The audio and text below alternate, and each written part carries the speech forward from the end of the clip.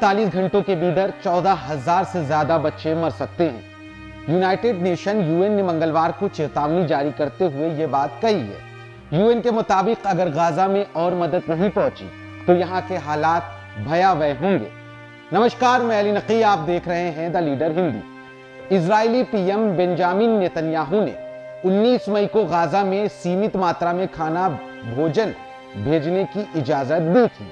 वहीं यूएन के मुताबिक अगर बात की जाए तो यूएन के मानवीय सहायता प्रमुख टॉम फ्लेचर ने कहा कि 19 मई को केवल 5 ट्रक ही गाजा पहुंचे, जिसमें बच्चों के लिए भोजन और कुछ जरूरी सामान शामिल थे। फ्लेचर ने कहा, यह समुद्र में एक बूंद के बराबर है। सहायता अभी भी जरूरतमंद समुदायों तक नहीं पहुंची है। अमेरिका, कनाडा, फ्रांस और यूके जैसे बड़े देश लगातार गाजा में मदद पहुंचाने की मांग कर रहे थे। दरअसल गाजा इजराइल के बीच बीते 19 महीनों से जंग जारी है, जिसके कारण इजराइल ने 2 मार्च को गाजा के अंदर फूड और फ्यूल सप्लाई पर रोक लगा दी थी। इससे 5 लाख से ज्यादा लोगों में भूखमरी का संकट पैदा हो गया।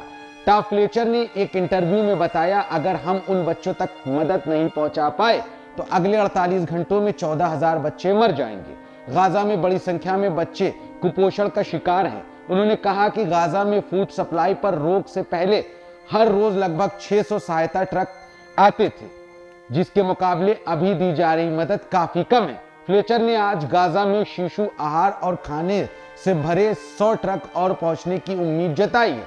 यूएन ने इजराइल के मदद की सराहना की है, लेकिन अधिक सहायता की जरूरत बताई है। यूएन की खाद्य सुरक्षा विशेषज्ञों ने पिछले हफ्ते गाजा में अकाल की चेतावनी भी दी थी। इजराइल ने 2 मार्च से गाजा में खाने पीने की चीजों को आने जाने पर रोक लगा दी थी। रिपोर्ट के मुताबिक गाजा में फिलहाल 1 हफ्ते के लिए मदद पहुंचाई जाएगी। इस दौरान इजराइल गाजा में खाना बांटने के लिए नए वितरण केंद्र बनाएगा।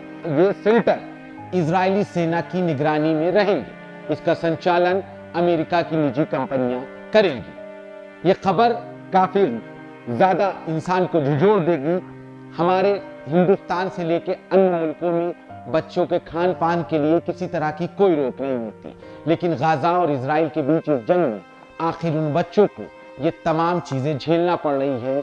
शायद उस उम्र में, जिस उम्र में बच्चे खेलते हैं, उस उम्र में गाजा की सड़कों पर बच्चे हाथों में कटोरे और खाली प्लेट लिए तमाम वाहनों के पीछे भाग रहे हैं कि शायद उन्हें खाने को मिल जाए। लेकिन अब देखना ये होगा कि आगे क्या उन्हें सहायता पहुंच पाती है या नहीं।